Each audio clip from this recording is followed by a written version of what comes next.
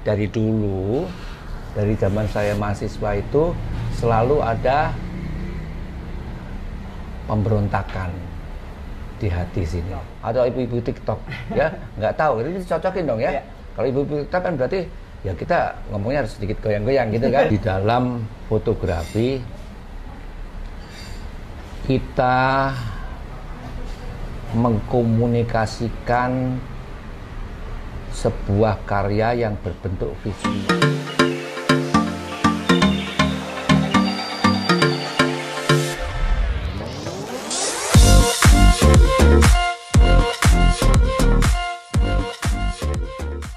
Oke, assalamualaikum warahmatullahi wabarakatuh. Perkenalkan, gue Kenny Danu. Gue hari ini lagi ada di Ngopi Halaman. Kita lagi mau ngobrol-ngobrol sama maestro fotografi Indonesia, di mana beliau dulu dosen gue, dengan Pak Fendi Siregar. Apa kabar, Pak? Kabar baik. Kabar baik, alhamdulillah. Sibuk apa, Pak? Sibuk keliling Indonesia. Wih, seru banget. Nggak berhenti-berhenti kayaknya. Ngabisin umur. Oh, enak banget. Itu salah satu cita-cita aku loh. Pensiun keliling Indonesia motret. Enak banget kayaknya. Terus jadi selain keliling Indonesia, ngapain aja lagi, Pak? Keliling dunia. Keliling dunia. Iya. Itu motret aja, Pak? Motret.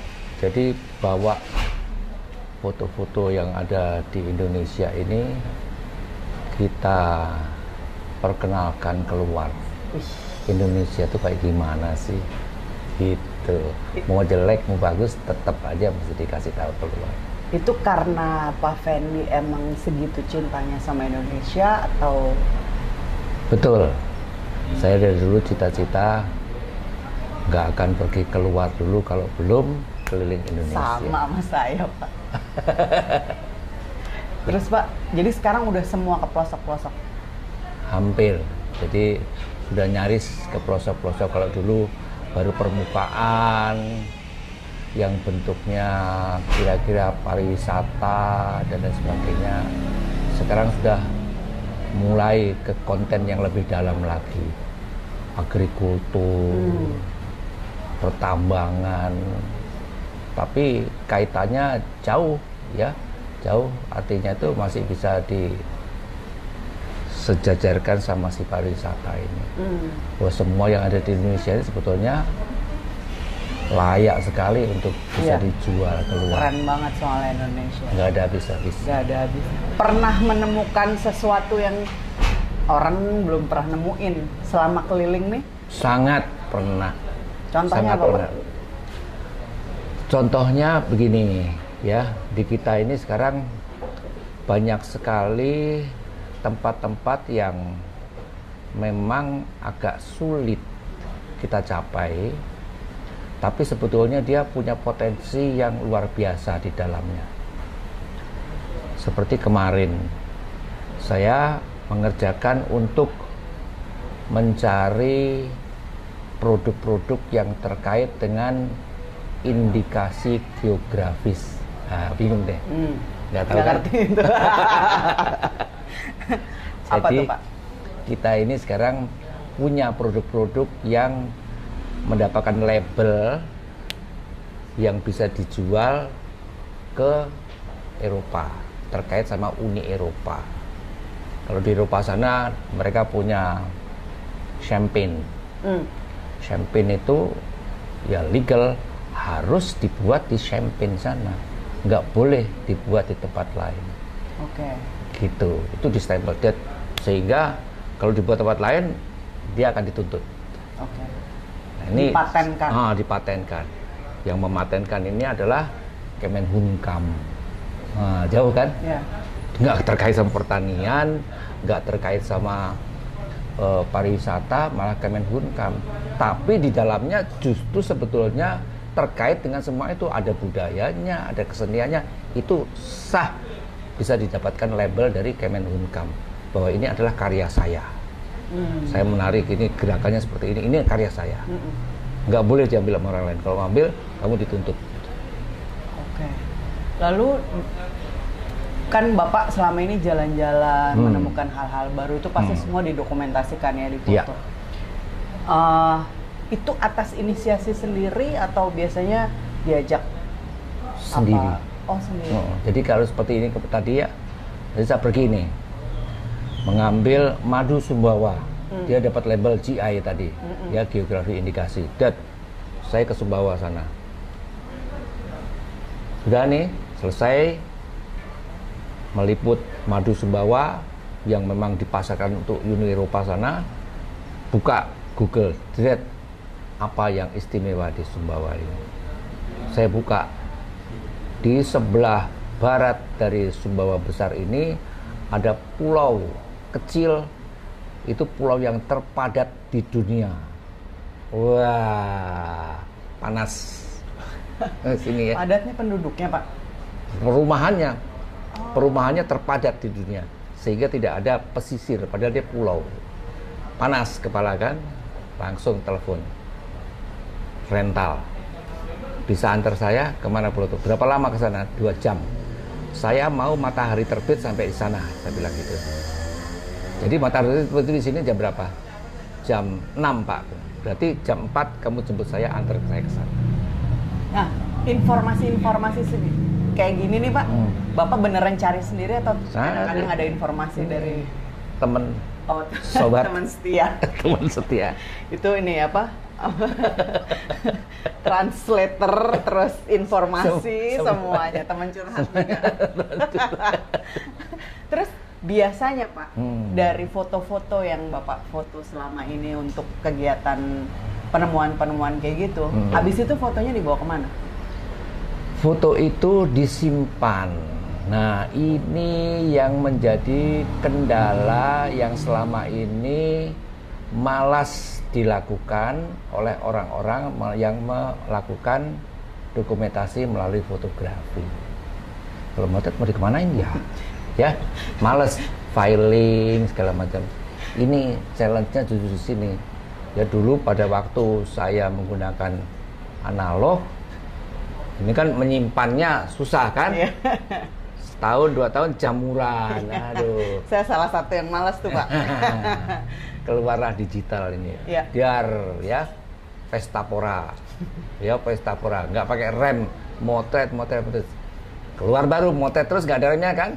Sehari 500 shot, 1000 shot, nyimpennya, memorinya kepenuhan, nyimpennya, filingnya gimana? Nah, belajar filing system, diatur, ya berdasarkan tahun, terus berdasarkan dia segmennya segmen apa, kemudian jenis produknya apa. Jadi mencarinya saya bisa tahu waktu itu apa ya, saya mau cari tentang ini apa namanya, hasil bumi di Sumbawa, hasil bumi trek keluar apa saja seluruh Indonesia, kopi gayo, ada kemiri dari mana Pulau Rote, ada madu Sumbawa segala macam, keluar.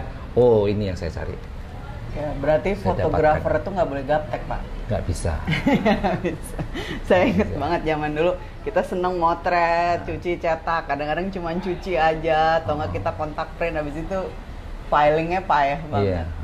Nah, itu kan yang saya tahu sekarang ini Pak Fendi itu terkenal dengan street photography. Sebenarnya apa sih Pak street photography? Motret jalanan kah? Saya sendiri sebetulnya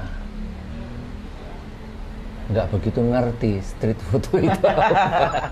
Jadi ya, itu bahasa keren nggak ya? Bukan, ini karena teman-teman semua motret street photo gitu ya, ya sudah ikutanlah street photo itu apa sih gini. Mereka motret, nanti kepalanya jadi ujung Monas, gitu. Terus tangannya keluar di belakang sadel, gitu-gitu. Oh ini street photo. Ya. Nah, saya biasanya dari dulu, dari zaman saya mahasiswa itu selalu ada pemberontakan di hati sini, ya, tidak pernah mau sama dengan orang lain, iya toh. Rebel. Sekarang masuk ke organisasi fotografi amatir yang ada di Bandung sana, wah motretnya landscape terus. Ngapain sih motret landscape? Gambarnya sama semua dong, bilang gitu ya. Saya lawan gitu ya.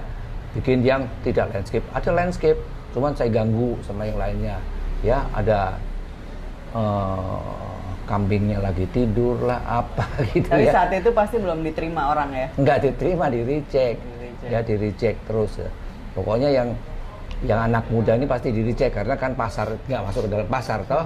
Nah ini juga begitu, masuk ke street foto ini. Oh gitu ya, jadi kepala diganti pakai kepala kuda, kepala orang, kakinya orang. Oh gitu. Jadi terus akhirnya pemberontakan keluar di kepala saya. Itu sih bukan genre, saya bilang gitu ya. Itu cuman foto dipas-pasin aja gitu itu. Kebetulan ada ini, kita tunggu potret pakai continuous gitu ya, di burst ya pasti dapat salah satu pilih satu gitu. Cuman kan momen dia mesti cari ya yang pas seperti apa. Nah akhirnya saya mengambil keputusan bahwa sebetulnya ini kok kayaknya bukan genre ya ini style saja. Stylenya seperti itu. So saya boleh dong ganti dia. Saya masukkan style street itu ke dalam foto orang menari, foto orang sedang main drama di pentas, atau foto tentang kebudayaan. Ya, saya bawa ke situ. Apa salahnya ya? Nah, cuman sekarang kan masalahnya kembali lagi ke siapa yang menjadi audiens dari karya foto saya ini. Apakah dia orang street, ataukah dia orang awam, atau siapa? Ya, seperti sekarang kita ngobrol gini ya. Ini siapa yang nonton? Anak muda, milenial, bapak-bapak, apa pensiunan? Nah, kita cuma dicocokin dengan mereka. Atau ibu-ibu TikTok. Ada ibu-ibu TikTok, ya nggak tahu. Ini dicocokin dong ya. Kalau ibu-ibu TikTok kan berarti ya kita ngomongnya harus sedikit goyang-goyang gitu kan? Ya kan, biar masuk ke kepala mereka. Kalau enggak, ngantuk ya. Begitu kita udah begini-begini, kok ngobrol foto bisa TikTok, nah kan baru dia ada. Nah ini jadi itu style saja, gaya kita motret seperti orang menyebutkan itu adalah street photo. Nah itu sempat jadi pertanyaan saya tuh Pak, karena saya kadang melihat gini kan, orang akhirnya karena ada komunitasnya, kita akhirnya jadi lihat banyak kan. Iya. Saya kadang-kadang bingung membedakan antara street fotografi, jurnalistik, sama art.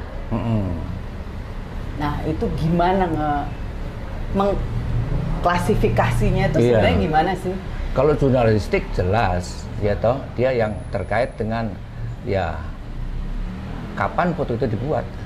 Ya up to date itu penting, bahwa ini adalah kejadian yang terjadi hari ini. Jurnalistik ya berlaku hari ini beritanya, besok harus keluar.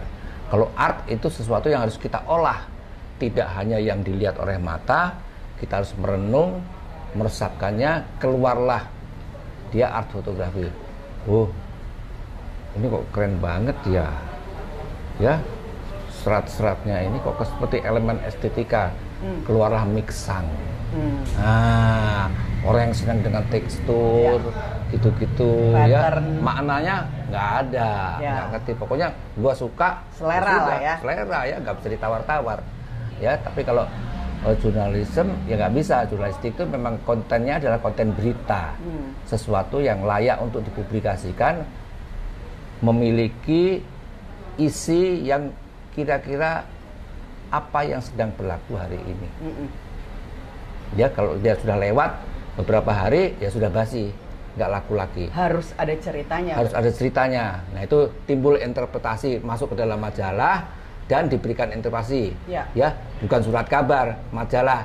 Ya toh ada interpretasi daripada redaksinya. Lihat kontennya ini loh panjang gini. Nah bisa diawetkan. Ya bisa keluar minggu depan, bulan depan, majalah bulan depan, majalahnya bulanan kan. Harus ada interpretasi dari redaksinya. Tapi kalau di surat kabar itu ya harus hari itu keluar ya itu. Ya kalau sekarang misalnya di media sosial ini sudah ada yang seperti surat kabar juga, mereka bentuknya tiap hari keluar. Nah, ini kontennya di sini ada ibu-ibu yang protes, katanya dia marah-marah kalau pagi-pagi ada azan. Wah, ya, itu berita apa sesuatu yang memang dia buat berita supaya menjadi viral, supaya followernya nambah. Gitu kan, sekarang kan stylenya seperti itu. Nah, berarti sebenarnya secara spesifik nggak ada ya Pak, kalau street photography itu bebas aja sebenarnya? Bebas. Isinya bisa apa saja, cuman stylenya adalah style street photography seperti itu ya. Dia bermain dengan layering, ya, berlapis-lapis kayak tadi. Di sini ada kuda, belakangnya tiba-tiba kakinya kaki orang. Itu layering, 1 layer, 2 layer, 3 layer. Seperti tanpa itu. efek? Tanpa efek apa-apa, ya toh. Tapi kan sekarang zamannya sudah zaman digital. Everything bisa kita lakukan, ya, dengan membuat collage dan lain sebagainya. Nah, jadi itu style saja. Oh, saya mau original dari kamera saya, silahkan. Ya toh, seperti kita landscaper itu dia mau original, ya ngambil di mana jauh-jauh, dia pergi ke misalnya ke kutub utara.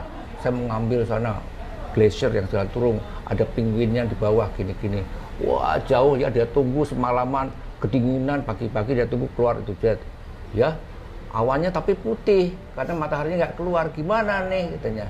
Ya sudah, aslinya begitu saja. Nah, sekarang enggak, ya toh. Di HP kita langit putih nggak ada masalah sekarang. Aku mau kasih star trail, tiba-tiba berubah jadi malam, padahal mataharinya siang. Ya tinggal pencet ini, udah dikasih aplikasi keluar sekarang. Nah terus gimana, masa kita haram nggak boleh mencet aplikasi? Loh, ini HP saya kok ya, suka-suka saya kan gitu. Berarti itu sah ya kalau di fotografi? Sah, kalau menurut saya oke. Ya perkembangan teknologi seperti itu ya kita tidak bisa menghindar, harus ikut. Ya tinggal kita sekarang menambahkan apa kreativitas kita untuk bisa memanfaatkan this aplikasi. Double kan berartinya ya. Yang tadinya kita analog, tiba-tiba keluar aplikasi demikian, ya sudah, tambahkan tuh, berarti kreativitas kita naik. Terus apa yang membuat saya nih, misalnya saya motret, apa yang membuat saya mengesahkan diri saya sebagai street photographer? Nggak ada ya? Bebas aja ya? Bebas aja, nggak ada sertifikatnya kok itu. Artinya?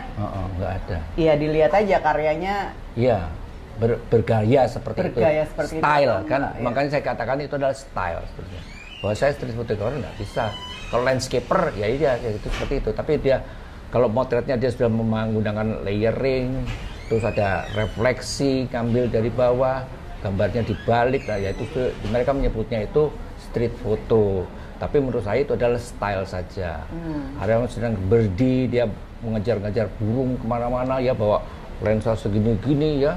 Wah, dikejar burung sampai jauh-jauh ke tengah laut, segala macam, bawa tripod, ditenggelamin ke air gitu ya. Ya, memang dia sukanya seperti itu. Ya, kita nggak bisa halangan. Ya. Nah, karena street photography, misalnya kayak saya ya Pak, saya masih suka kadang-kadang bingung, ini orang maksudnya apa sih? Caption itu penting nggak sih Pak? Atau sebenarnya harusnya, ya gambarnya harus bercerita tanpa caption? Sebenarnya gimana? Nggak penting. Oh, enggak. Di dalam fotografi kita mengkomunikasikan sebuah karya yang berbentuk visual. Jadi kalau dalam terminologi komunikasi kita menyebutnya sebagai komunikasi visual. Kalau sudah dengan teks berarti dia komunikasi verbal lain kan. Nah ini komunikasi visual itu bebas. Orang akan mengatakan ini teh. Oh kayaknya bukan teh itu, sirup itu. Boleh ya, karena dia kelihatannya dari jauh. Iya toh. Dari sebelah sana kayaknya kopi itu kok gelap banget ya. Ya dia motretnya under jadi kayak kopi padahal susu. Iya kan? Free, that's komunikasi visual. Kata saya ini teh, kata dia belum tentu teh. Oke. Pak, kayaknya waktu untuk sesi pertama kita sudah habis. Kita akan lanjut ke sesi berikutnya. Teman-teman tonton sesi berikutnya, sementara kita potong dulu di sini ya. Kita akan nyambung lagi sama Pak Feni Siregar, Maestro Fotografi Indonesia.